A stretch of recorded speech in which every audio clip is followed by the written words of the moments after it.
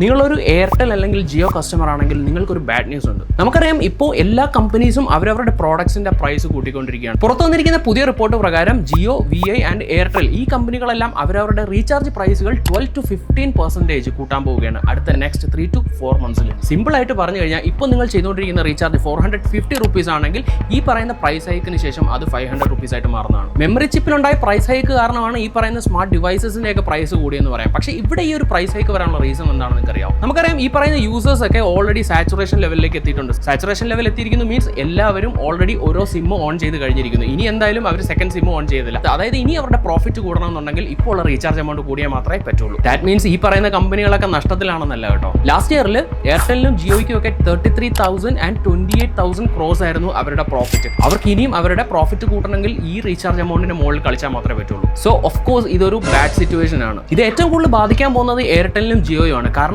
അവർക്കാണ് ഏറ്റവും കൂടുതൽ കസ്റ്റമേഴ്സ് ഉള്ളത്. സോ നെക്സ്റ്റ് 3 to 4 മന്ത്സിൽ ഈ പറയുന്ന പ്രൈസ് ഹൈക്ക് നമ്മുടെ ടെലികോം കമ്പനീസ് ഒക്കെ ഇംപ്ലിമെന്റ് ചെയ്യുക തന്നെ ചെയ്യും. ഈ കമ്പനീസിനൊക്കെ നന്നായിട്ട് അറിയാം അവർ പ്രൈസ് ഹൈക്ക് വരുത്തി നമ്മൾ ഈ പറയുന്ന കമ്പനീസ് ഒന്നും വിട്ട് പുറത്തോട്ട് പോകത്തില്ല എന്നുള്ള കാര്യം. കാരണം നമുക്ക് ഈ പറയുന്ന ടെലികോം കമ്പനീസിനെയൊക്കെ അത്യാവശ്യമാണ്.